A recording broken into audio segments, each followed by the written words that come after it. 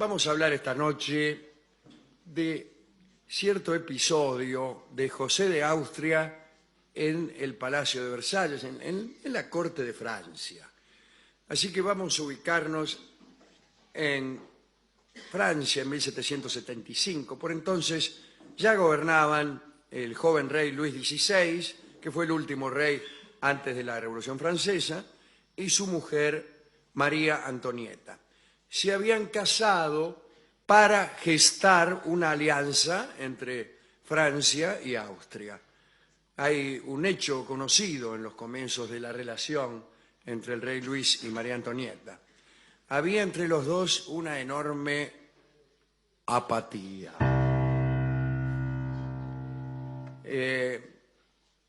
Todos creían que la razón era una deficiencia sexual del rey. Aunque no era técnicamente impotente, era incapaz de consumar el matrimonio. No.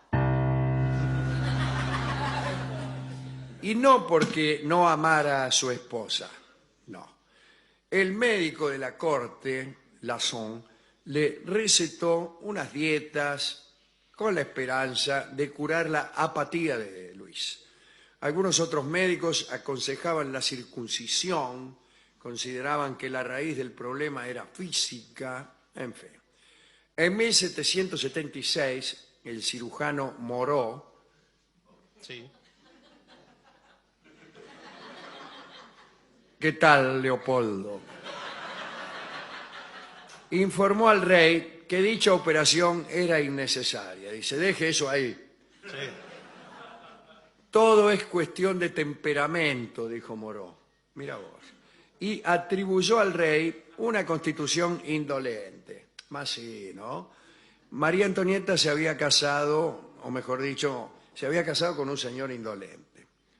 Y el pueblo de Francia se burlaba de todo esto, inventaban canciones chuscas y molestaban también a María Antonieta porque nadie creía que fuera virgen, le inventaban docenas de amantes y bueno, y estos rumores crecían porque la reina, incluso que ya estaba medio cansada, ¿no?, evitaba compartir la cama con el rey. Y más que nada porque las noches le resultaban agotadoras por interminables, por vanas, por aburridas. Así que el matrimonio parecía estar condenado a la esterilidad perpetua.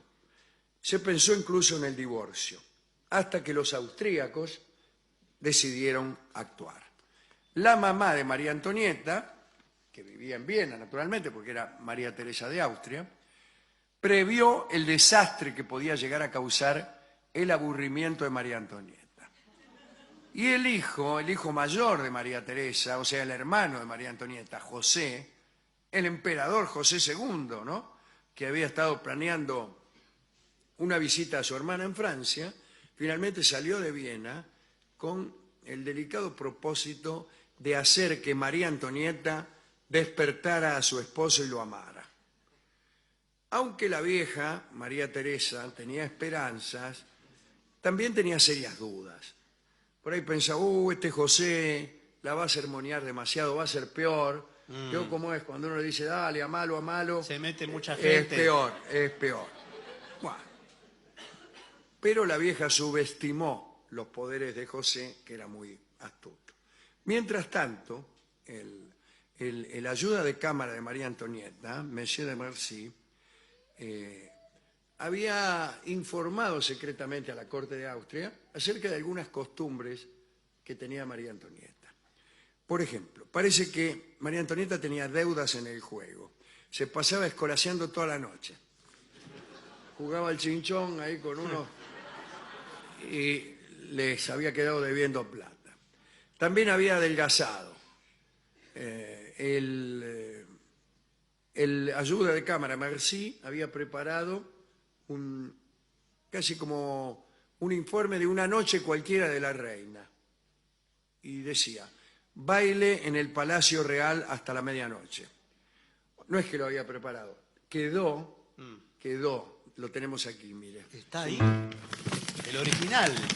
Documento histórico de una noche X de la reina. Dice, baile en el Palacio Real hasta la medianoche. Baile de máscaras hasta las 4 de la mañana en el Teatro de la Ópera. Paseo hasta las 6. Y pocas veces regresaba a Versalles antes de las 7. Cuando no había milonga, jugaba al chinchón toda la noche. Y jamás se encontraba con Luis, que se iba a dormir muy temprano, el rey. El 19 de abril de 1777 llegó José para arreglar el asunto. A José le molestaba un poco la etiqueta del Palacio Versalles y a fin de evitar todas las restricciones impuestas por un ritual que alguna vez hemos contado aquí, en fin, viajó de incógnito con el nombre de Conde de Falkenstein y rechazó habitaciones en el palacio y fue a hospedarse a un hotel. Hotel Las Cuatro Medialunas. Sí. Bueno, pero por unas puertas secretas que llevaban a los gabinetes de María Antonieta, finalmente se encontró con su hermana, a la que no veía desde hacía 7 años. Bueno, el encuentro fue emocionante. José le dijo que llegaba hasta allí para que ella retomara acciones más virtuosas. Bueno, qué sé yo. Y empezó a sermonearla, a decirle que dejara el juego, que dejara los bailongos. Y en medio del sermón, María Antonieta le habló entre llantos de ciertos detalles relativos a su intimidad matrimonial. Y aseguró que estos detalles eran los que la llevaban a ella a entregarse al otro foro de diversión en el palacio, en fin. Entonces, preocupado, José le preguntó si en esos bailes ya se había entregado a algún otro.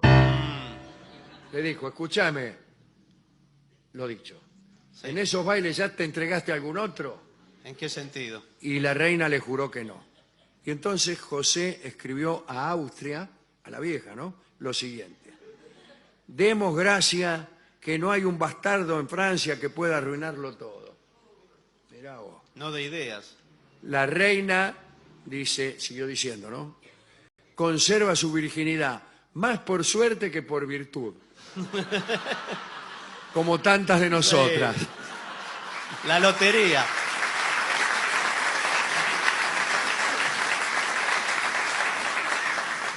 Y anunció, pasaré algunas semanas aquí con mi tarea. José era un amante extraordinariamente eficaz. Todos lo conocen a José.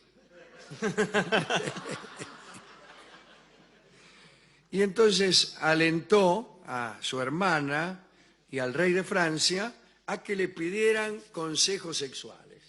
Dice, a ver, pídanme unos consejos sexuales. Y eso fue lo que hicieron. Y José se convirtió en el confidente tanto de su hermana como de su cuñado el rey.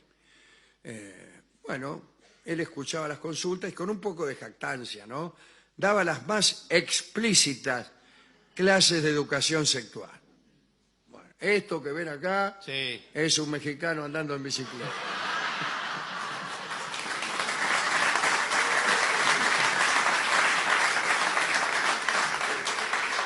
Y esto es para agarrar cosas que estén muy altas.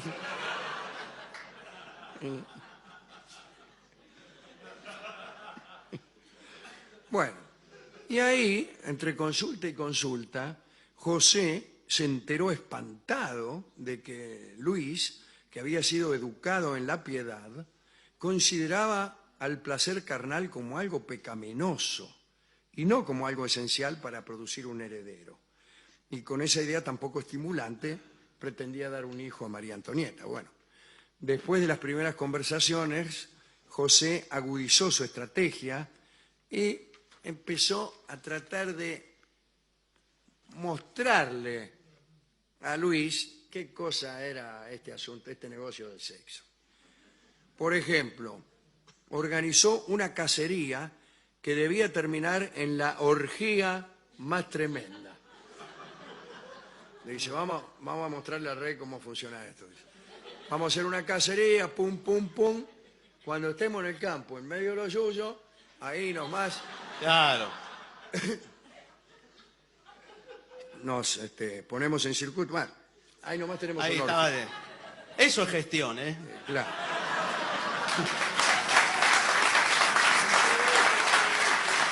Bueno, fueron a cazar. Sí.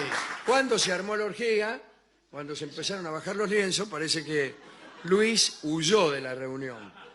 Y María Antonieta lo tuvo que seguir medio resignada porque ella quería quedarse un rato más. Ahora bien, José de Austria notó que el rey de Francia medio que se iba riendo y se codeaba con las ayudas de cámara. Y mirá, era ya un avance. Al día siguiente, José instaló justo al lado de la pieza de su cuñado a la dama más hermosa y atractiva del reino. La instaló allí y él mismo se unió a ella, discúlpeme, ¿no? Se unió, Sí. vamos a decirlo así. Y de modo tal que Luis pudiera escuchar los rumores inevitables en esa clase de maniobras y conjeturar el origen de los mismos. Bien. La pasión que se despertó en Luis XVI fue tal que un rato más tarde el rey pidió audiencia con José y le hizo saber que tenía intenciones de visitar a su esposa.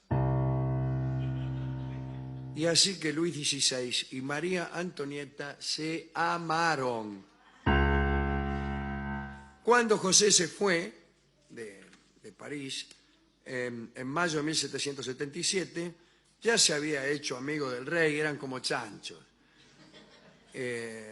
Bueno, se separó de su hermana y José se fue orgulloso porque había avergonzado a los sabios de la Facultad de Medicina de París. Contrariamente a lo que habían dicho, no tenía nada el rey Luis.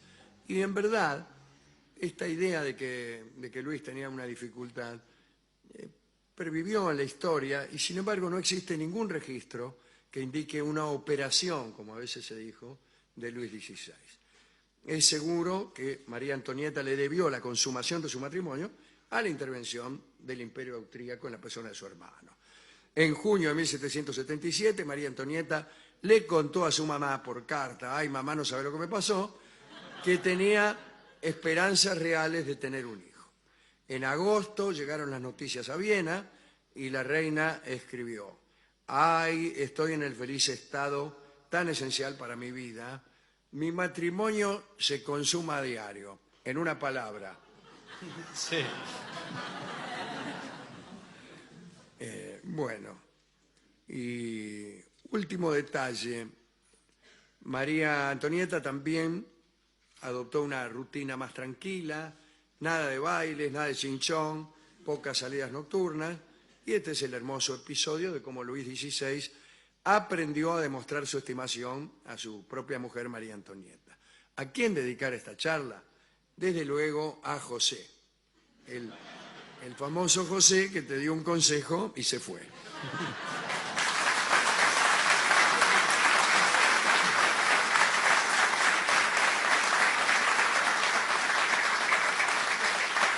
Entonces fuimos a la discoteca para pedir un disco que ilustrara esta historia. Le contamos la historia, le contamos cómo José le enseñó a Luis. Cuidado con lo que le va a dar. Cómo tenía que hacer. Y dice, mirá, quiero saber, ¿vos querés saber cómo tenés que hacer?